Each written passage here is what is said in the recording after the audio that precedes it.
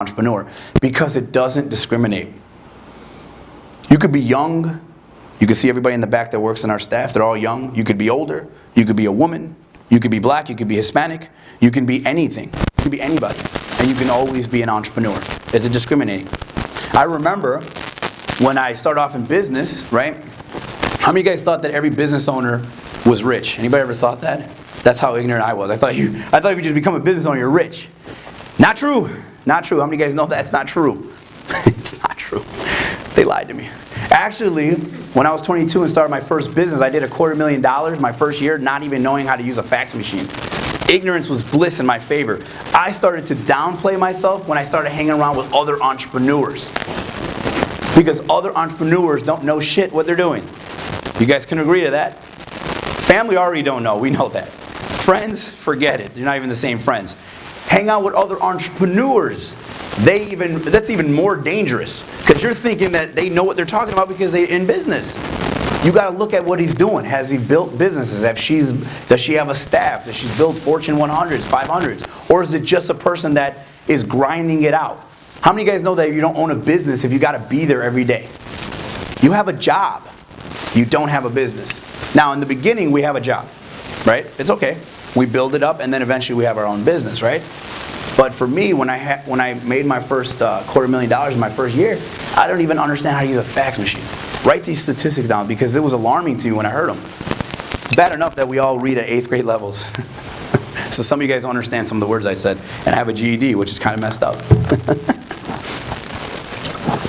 What the hell did he just say? Motivation. All right, so no, but here's the deal. I thought this was crazy. You guys already know the stats. How many business owners in the first 5 years make it? We take 100 businesses right now. How many make it to their 5-year anniversary? Nope. 10. Write it down. This is stats. 10. I just got this. I just researched this like not even a week ago. Out of 100 businesses that start today, 90 of them will be out of business in 5 years. Everybody got that? If you're not writing it down, it's because you have an issue with A.K.A. I know that. You don't know that. You don't know that. You're in business. You should understand business. You should understand marketing. You should understand the economy. You should understand the government. You should understand all that, because you play in all that. As an entrepreneur, do we have more freedom to solve problems than the actual government? Yes or no? Yeah, we do a lot. Being an entrepreneur is where the power's at, right? All right, so now let's talk about that. So out of the actual 10 businesses that actually make it, right, to the 5 years, only nine of them fall off by the next 5 years. Got that? So this is the stat. 99 out of 100 businesses won't make it to their 10-year anniversary. Only 1% will actually make it. That sucks. Why is that? Anybody know? Do you think they probably have a problem with I know that? How many of you guys know they have a problem with I know that? Right? What else? What other reasons? What do they lack? Skills. What skills? If we wanted to be a doctor, do we go to school? So then why is it as a professional that we don't train, we don't study, we don't educate ourselves? If you're on a football team, anybody been on a football team in high school? You been on a football team? Do you spend 90% of your time playing or training? Training. That's a professional, right? So then why as a business professional do you spend 90% of your time playing, and I don't even think you spend 10% of your time training or learning, or you know what I'm saying? No one does that. They just kind of wing it. How many of you guys winged it? I winged it many times. Let's just see what happens here, right? At the end of the day, though, you know, if you guys want to be a true professional, you got to train, you got to educate, right? Read. But then there's only certain things you can read, because then you read so much, you get so much information, you don't even know where to start. When we did seminar, we went to seminar after seminar. I mean, so many ideas, so many different ideologies that we're like, I'm just so confused right now. I don't even know where to, is social media what I got to do? Or, I need a website. Freaking out, right? How many of you guys as business owners thought that having a website and business cards is where we started? It's where you have to start, right? Anybody have a website? Come on, you all have websites. How many of you guys have business cards? Yeah, tons of business cards, right? Passing them out like ninjas. Every time I meet somebody, they ask me, you have a business card? No, I don't carry business cards. I get your card, and I'll do business with you if I want to. So we went to Starbucks, and some kid, he purposely sat down next to me. He seen me talking to my brother Alexis about the seminar, and he goes, oh, I'm really interested in what you do, and blah, blah, blah. And then we start talking, what do? I do seminars, business, whatever. And then I start saying, yeah, you know, most businesses, they fail because they don't know marketing and sales. He goes, no, I don't need a marketing. I was like, I didn't even try to sell you, dude. Relax. He's like, well, do you have a business card? I said, no, I don't. Oh, okay, well, I have one. But can I get your number? He actually said digits, which is kind of amazing. He said digits. I'll get your digits, and then I'll contact you later. He called me. I didn't answer. If you guys actually call me, I have a Google number. Anybody know what that is? That means I never answer the phone, ever, in life. Ever. Because there's no point. I mean, I don't even have time. What's the point of doing that? When you're a successful entrepreneur, you should be untouchable, really. Because so many people want to drag you down. If you read that book, The E-Myth, the lady that started Pamela's Cookies is insane because everybody wants to talk to who? Pamela. You can be famous or you can be rich, but you cannot be both. But in the market, they teach us that we need to brand ourselves. Got to brand yourself, put your face everywhere. And I did it. That's why I got into the book, and I put my ugly face everywhere because I thought that's what I had to do. Made video after video talking about how great I am. How many of you guys like to hear about how great other people are? You really like that? Watching videos how amazing that person is?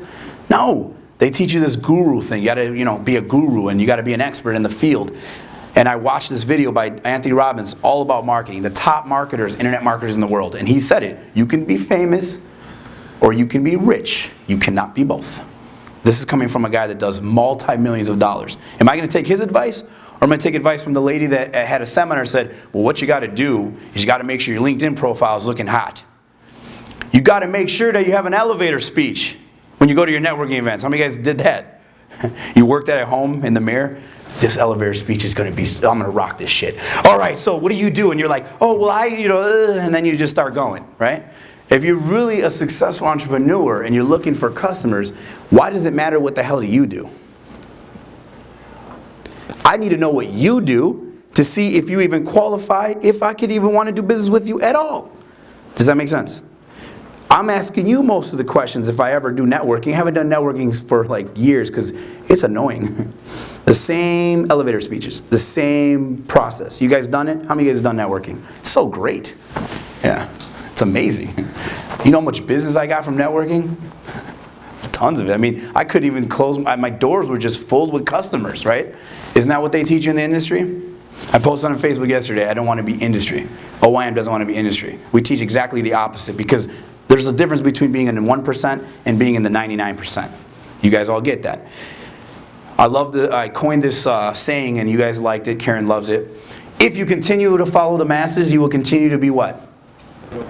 Broke asses. If you continue to follow the masses, you will continue to be broke asses. Secrets are where nobody looks. The gold is not where, it's where everybody's not going. If 3 people came up to you and told you about a great marketing or a great investment, it's probably not a great investment because everybody knows about it. That's just great what?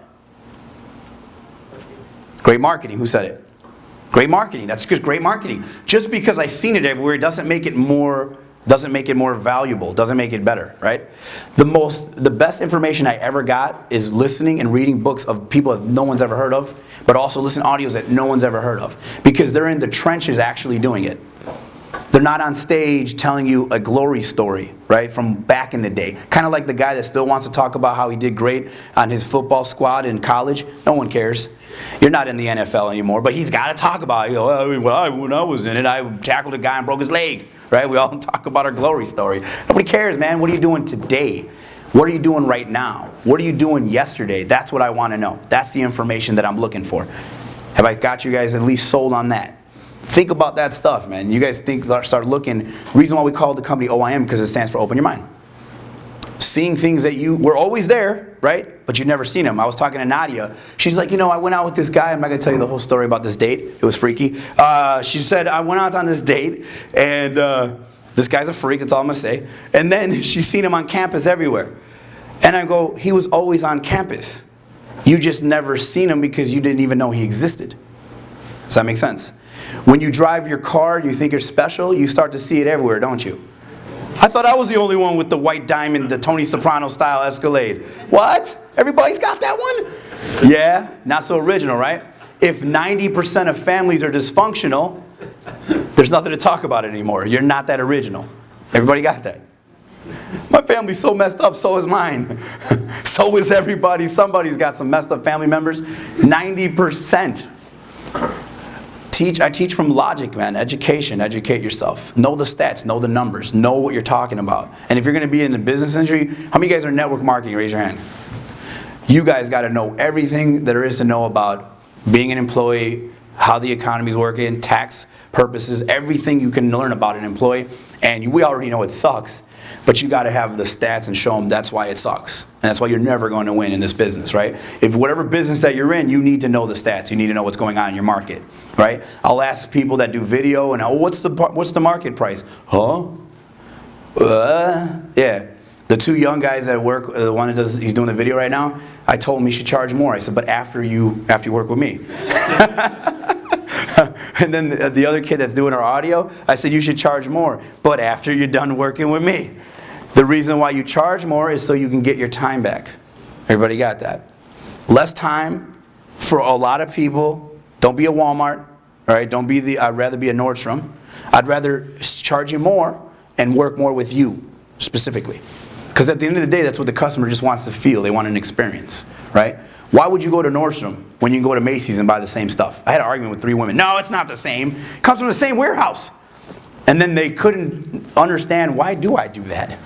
Because of the experience. The piano playing. Oh yeah, that makes the jeans more valuable, right? Because the music was playing and a little old man playing on the piano. That's what I wanted. Why do we go to Starbucks? It's like $5 a cup.